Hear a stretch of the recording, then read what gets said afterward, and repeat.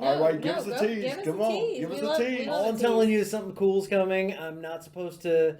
She said, "Don't say anything on." Do we have a new?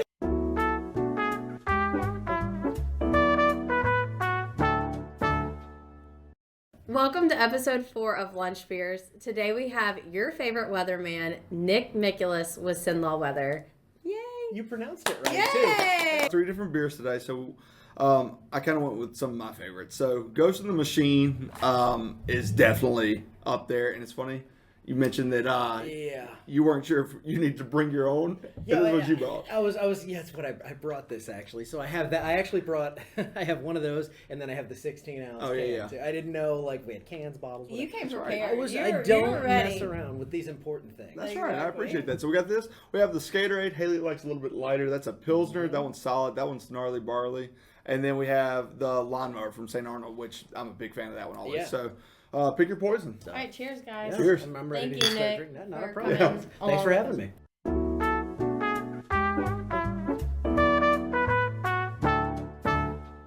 I don't know if you've ever experienced this, but in preparation for this, I had a dream that you called me and you were like, by the way, bring your zodiac chart because I do meteorology, but I also do astrology. So I have my chart if you want to read it. But do you also do astrology? I do some astronomy, which Astronomy, is close, but okay. no, and that's very amateur. But no astrology. But I can try. Yeah, Look, no, she it was. was just She too told me good. she was gonna print out a calendar and everything. I was like, "You're already telling this man you dreamed about him. That's too much to begin with. Like, let's leave it there." I still have nightmares that and I don't have them anymore actually. So this has been like a year since I got the weather system and everything. I used to have nightmares that I was thrown back into a TV station, and I had to know the system, and I didn't, and I couldn't figure it out. my God. And you're about to go What live. am I doing? Yeah, and I'm And the countdown I is can't on. remember how to tie my tie, which I don't wear ties anymore. Yeah, it was Yeah. Oh.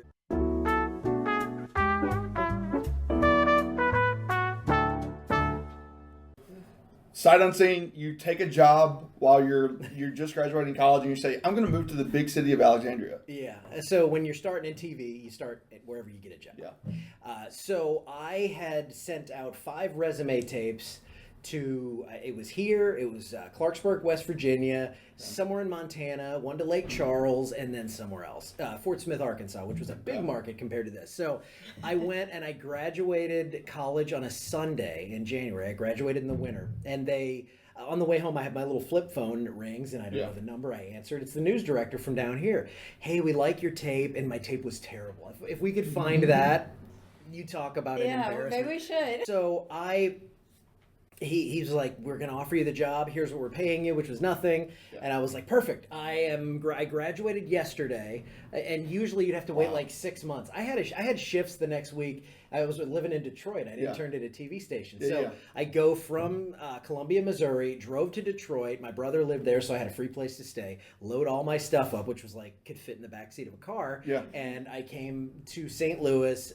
Then I went with a buddy, came down here, found an apartment. Crazy story. Oh my gosh. Crazy story is I didn't know anyone here, but my brother's best friend who he roomed with in New York City, they would come here all the time. His cousin lived here. So his first cousin. Wow. Randomly. So Randomly. it truly is that theory of you're 7 people away from anywhere. Everybody. And specifically Kevin Bacon. That is yeah. That is wild though. So I have this person to show me around and everything, and she she shows me the town, which took 10 minutes, and I get my apartment. I come back I think it was 7-8 days later. I went back to hug mom and everything, and I was like, all right, let's go for it. Signed my contract here for 2 years, which it was 2 years, and I was out of here 100%. I had no ties to this place. I was kind of excited to go somewhere where I didn't know anyone. Was that how the industry works? So you do your 2-year stint somewhere, and then you have that resume builder to go get the next one? Yeah. So you're flipping up. Yeah, I mean, it used to be, and the business is a little different now, but it used to be you'd go to an Alexandria or, Lake Charles, something like that. And then maybe you'd go to Shreveport and then Little Rock. Yeah. And the joke was you'd go from Alexandria to Shreveport to Little Rock to pharmaceutical sales. Okay.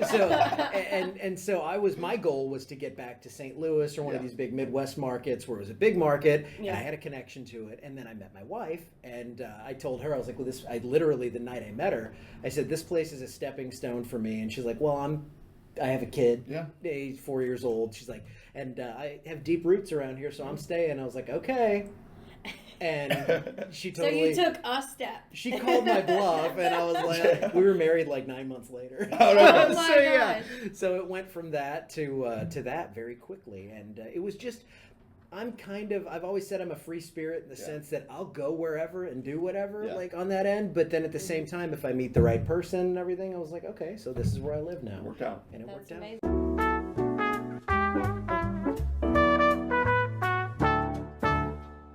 So how old were you when you started at KLB? 22. And you stayed there until 2002 to 2009. July of 2009, I left there.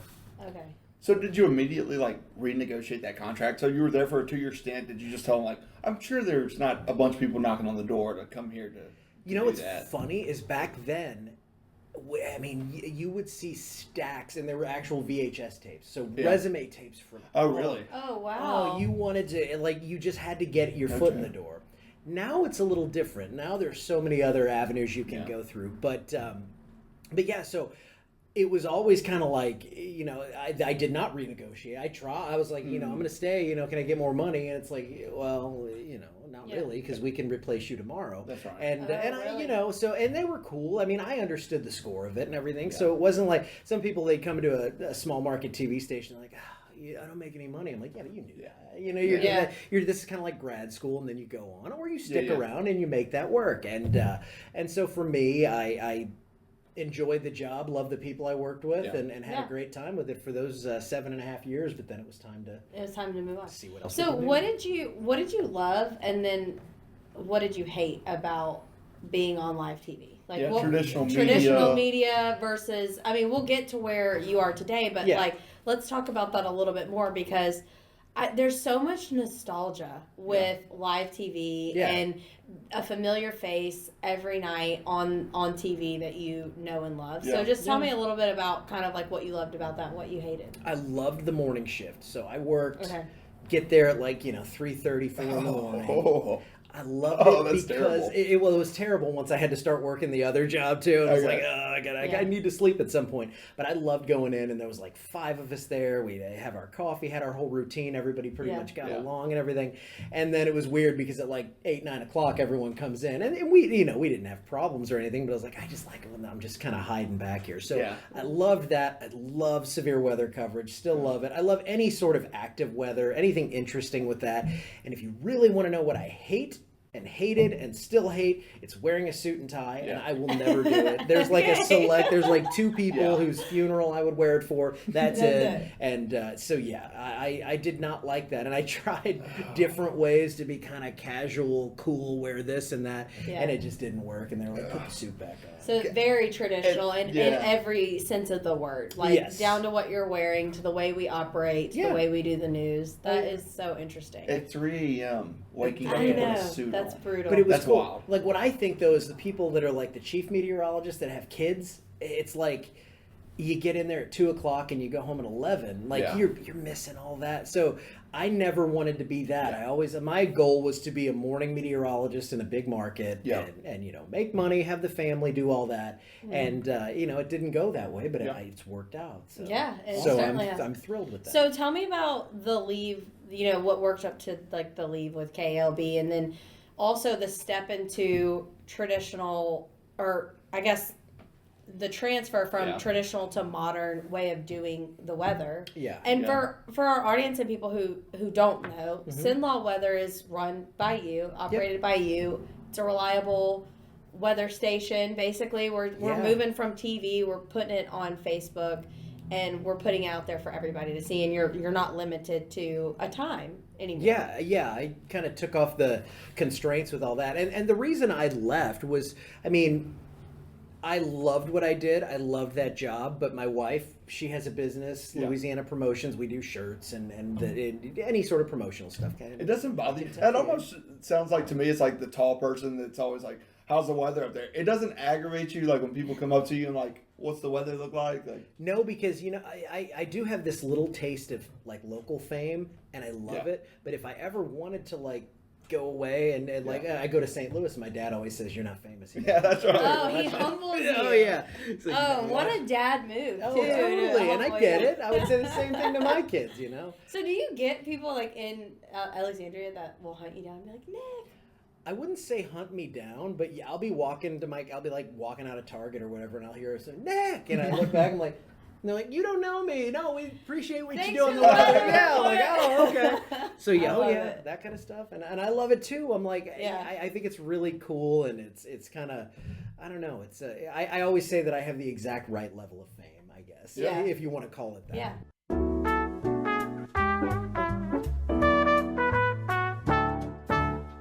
When you left KLB, like, did you do it with the intent of, okay, I'm going to start this on my own, or did that happen organically? Totally organic, totally accidental. Okay. Like, I had no vision or business plan to do this. There were times I thought how cool it would be to be able to do that, but the technology wasn't there. Okay. So what kind of technology? Because like the news channels have, I'm assuming the latest and greatest. Like, what did you need if you were going to do it yourself? if I was going to do it myself, I needed something that I could not only stream with, which, 15 years ago, it was tougher to really stream well and do that. Yeah. Especially with just kind of a home setup. And I didn't know technically what I Yeah. was doing. So then as it kind of grew, I did it all text-based. I was typing out forecasts, Oh, no telling people joke. what was going to happen. Here's what's happening. Yeah, I was hardly ever live. And then I got to a point where it was actually around COVID. They sent a lot. Do you remember this? Like, they would send people home, news people, because they were not doing a lot of stuff in offices and whatever. Yeah. So you would have Oh. news and weather people Yep. at home, kind of working from their home office. Yep. It showed the casual side of things. Yeah, and I was like, well, that's me. And so I called we had this system when I worked at the TV station, and I called my rep from there back in the day and was like, hey, I was like, is there a model, like, is there a version of this for home stuff? And she's like, yeah, we actually have started doing that now. And it was more cost effective. It was something, it's an expense for Yep. sure, but it was something I could do to kind of do it on my own, have the professional look, Yeah. and do all that from home. And so that all happened in the last few years. So Yeah, all right. gotta So stick we around, need to man. break into this because this Yeah. is something I was curious about. So Tom comes on board with you. Yeah. What was the rationale? Because this is what me and Haley were talking about. I didn't know if it was like add just Well, more. Tom had been in the media for 1984 is when he got it. Okay. 1984. So was it just That's a huge I want to come back to that, but like Yeah. that's a huge leap to go. Okay, I've been doing this since 1984, and now I'm gonna go fully digital for someone who is older and later in their career, and that seems very scary. Tom, when he was let go from the station, he went to Shreveport, and that was a heck of a commute for him. So he was still living in Pineville. And so he would go up there, and sometimes he'd stay with his daughter, sometimes a hotel, whatever. And it was like he was working a split shift. So he's working like Saturday morning, evening, Sunday morning. It was hard. So It's a lot, yeah. they worked with him really well. In that station, they were really good to him. But after, I don't know if it was a year. I think it was about a year.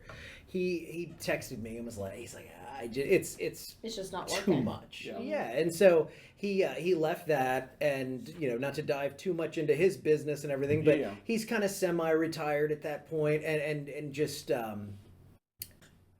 kind of living life, doing his thing. Yeah. So I was like, we used to go to Piccadilly like once every Oh, month. The love the Piccadilly. Piccadilly That grosses me out. I don't know No, why. I'm not that going to was my Piccadilly. grandfather's favorite place to eat. we would like, go all the there and we would just talk and in true Tom fashion, he would have like written out papers of like, I want to build a website for weather with this and this and Okay. everything. And so we would always talk about it, and it was kind of like that reality started to set in that the technology's come out here to do this. Now we Yeah. can actually do this. And so it was kind of a deal where I called him up and was like, I'm going to do this, and I really want you to. And he was like, perfect.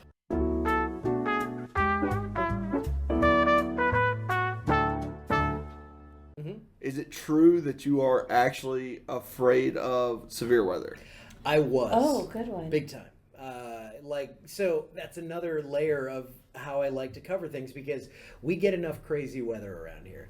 I had really bad storm anxiety as a kid, and I think that's why I had to learn about how it worked. Okay. I had to kind of figure all that out. And so I had the passion. I loved snowstorms. I loved if it rained outside, whatever was happening. But when it was thundering and I was a kid, I had this big Star Wars pillow, and I'd lay under it, cover my ears, and I'd run into my parents' room, sleep in between them. I was terrified of it. Yeah. So I don't want to unnecessarily scare people. I have certain people who I've met over the years that have bad storm anxiety, and they'll text me, and I know I give my number to too many people, but that's okay. Put the number on the screen here. Yeah, here it goes. So I do that, and it's just to kind of ease their minds, and it's. There's so much unnecessary. Like, okay, so if I have in the last month, it's been tame, nothing crazy. Yeah. It's a great time of year. It is. Yeah. And so I've had 125,000 unique people visit my Facebook page, which is great and everything, but that's like the lowest we'll get for a month. Really? If it's an active week, we'll have 1 million people that come through. I mean, it will be so wild. active. So it's all. I see why media hypes things. I see why people do it. I just can't do it. Okay. I had to build it slower and more organically. Wait, that's really important, because so many things nowadays are complete and total clickbait. They are just trying to get you to come look at something. And that's it. I do feel like when you do that for the weather, you're playing with fire. Yeah. People will cancel school. Like, kids will have to go be picked up from school. People will buy certain supplies. Businesses closed. Yeah, it's a real financial impact and a sanity impact, because there are people that are legitimately scared of weather, and I think knowing that it's not like something people are putting on or whatever, that, I get it, so I'm not going to do that. But then at the same time, if I see a storm coming, that, like when we had the tornado that came up in, it was 2017, I was out chasing the one that came up 165. And I actually had to circle back through, get my family, get them. And so as I'm doing that, I've got them in the car. I'm live streaming this chase on Facebook. With your family in the car? Because it went a quarter mile from my house. I knew it was going to be close. Okay, just curious. Is it safer to be in the car or in the ditch? Moment? With me, it is. It's because the whole ditch thing. That's a last resort. You don't want to just be. I've always heard get in the ditch. I've always heard that, and I think about that anytime I'm in a bad storm. I'm like, I guess I gotta go get in this ditch. Yeah, and then it's like there's tennis ball sized hail, and what do we do now? So no, it was crazy. I came back through, and I actually went to my neighbor who was 2 doors down. I was like, we have like 7 of us jammed in the car. I was like, if you want to follow me, you can. And she was like 82. She's like, no. She's like, we're gonna sit here. Nothing ever happens. Well, it turned out that was the tornado that it blew off the roof of a doctor's office on Jackson Street. It knocked over the sign at Hocus Pocus. It went through. It was an EF2. We actually came up on the damage path, and I had to tell my daughter. She's like, that's awesome. I was like, settle down. People are losing their livelihoods here. And she's like 10 from like a weather perspective of like, this is crazy, and you're like, wait, no, these are people. And she loves that kind of stuff. She's an aerospace engineering major, but she was toying with like, do I minor in meteorology too? Because that would be kind of a cool crossover. Totally.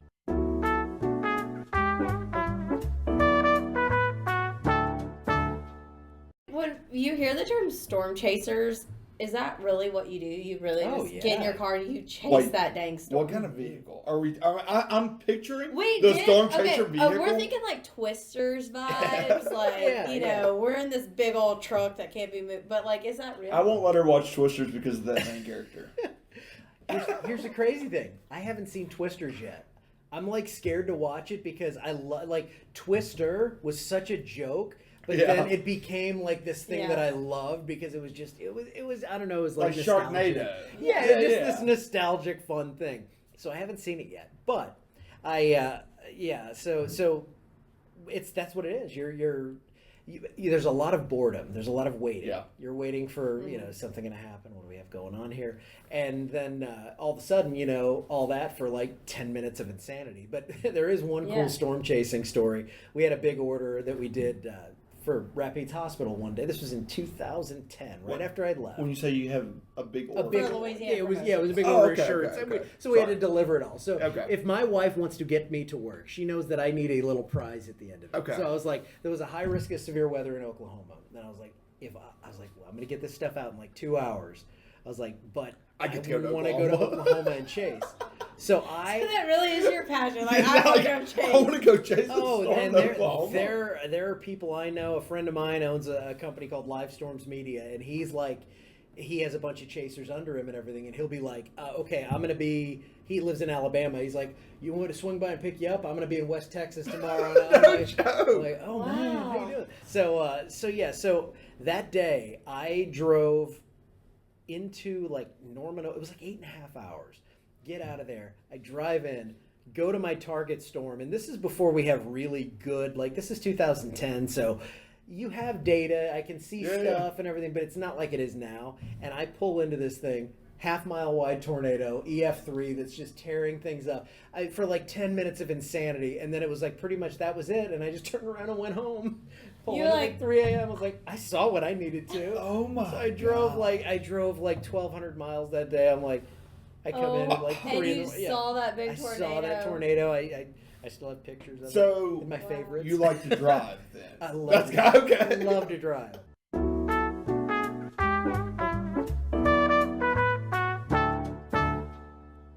You ready for this? Nick's got to Everybody get ready. Ooh, okay, here we go. Take one. Next, we have the nerdy tech question of the day presented by Web Pulse. That was good. Pause for dramatic effect.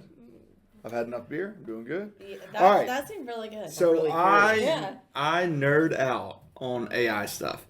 And what role do you see AI playing in predicting weather in the future and data models? I think it has a huge role. And the thing is, I don't want to be like, it has a huge role, because I want to keep that personalization to it. And I think you will always need people to personalize that stuff.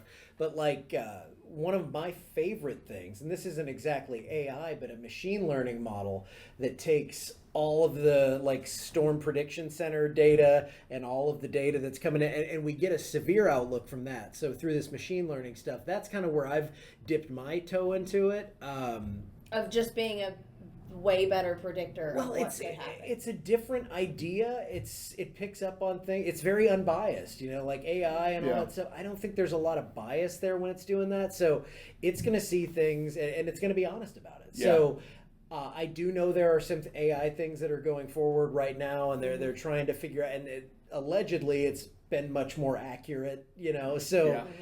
I'm here for it. I've learned not to just be like, oh, that's the new rejected way. on the That's face. devil. I think there are ways you can incorporate this stuff and do a service to the community you're because they're not people. My end user, my people that are watching my streams and stuff, they're not going to be diving into these AI weather models and all that. Not. I mean, so if I can go and use that for a benefit, man, I'm in for it. Man, part of the reason we started doing lunch beers as a show and kind of a core principle of advertising and marketing Web Pulse is we believe that video is king and humans trust humans. Yeah. And I don't think AI coming along is going to affect that. I think humans still want to hear from a human that's going to put their twist on it. Especially someone who lives here, who has lived here for so long, who understands and has such a credibility. Yeah.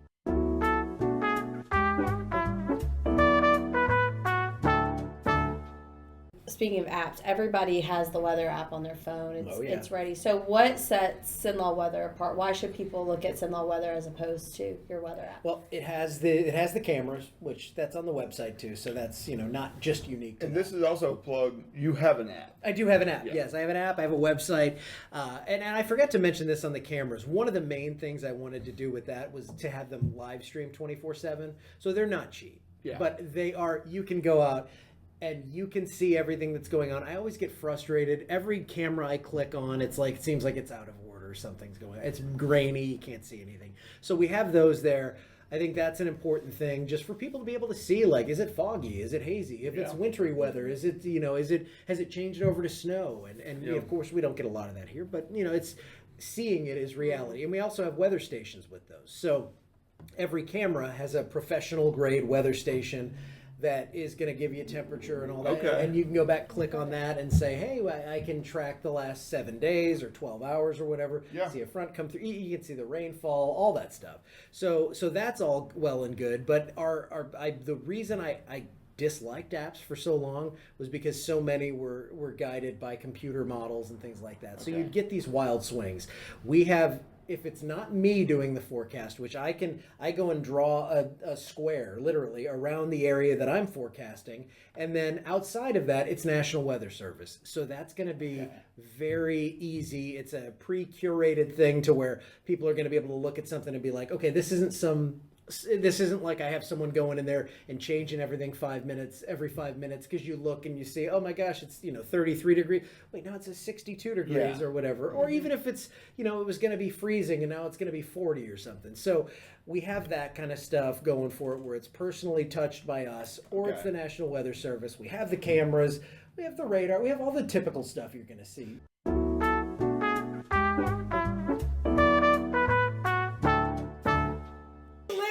Don't say Do we anything. have a new truck coming to chase storms? Which, here's the funny thing. That would be great. So that would be really cool. But if I were building out my storm chase vehicle, I think trucks are kind of stupid.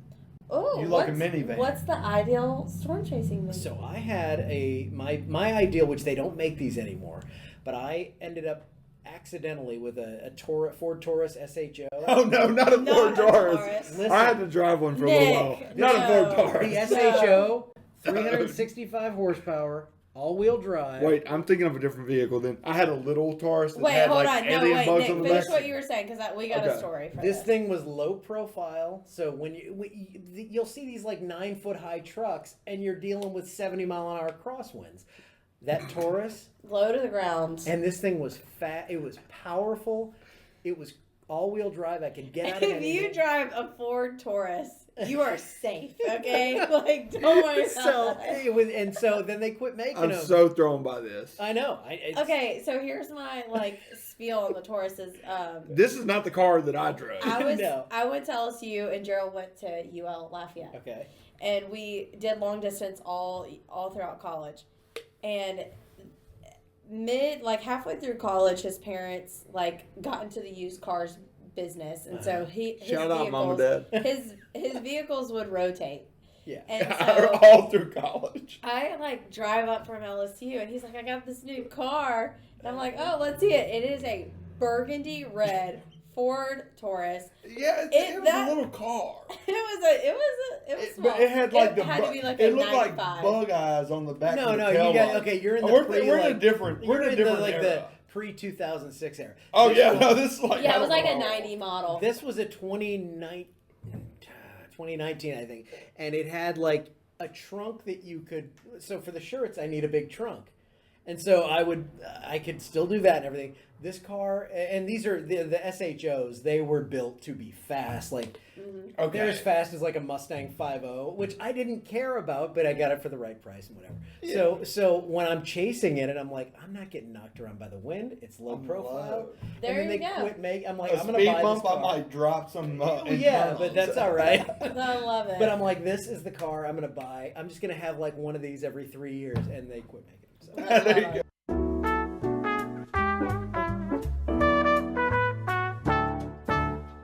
This is actually a first ever Lunch Beers weather report. Yeah. Big deal. No pressure. All right, are you ready? Yeah. I'm ready. All right, so what I'm looking at as we head into the new year, as we head through January, I think it's going to get more active. I think it's going to be a pretty warm rest of the winter, the way I'm looking at it right now. I think we're going to get a couple of rounds of severe weather and all that stuff, and then it just gets blindingly hot by March, April, something like that. You're in Louisiana, you understand this. It's going to be hot, it's going to be humid, it's going to be nasty, but we have good food, so that's all that matters. Right? Yeah. There you go. All right, cheers. Yeah, that was Nick. fantastic. All right. Fantastic. Do our outro on 3. Everybody knows what it is. All right, everybody. 1, 2, 3. Happy Lunch Beers is Tuesday. good. Mick. All right, cheers. Tuesday. All right, that was great. Great episode. job. Hey, Oh man, that was Thanks, Nick. You killed that was it. great. That was fantastic.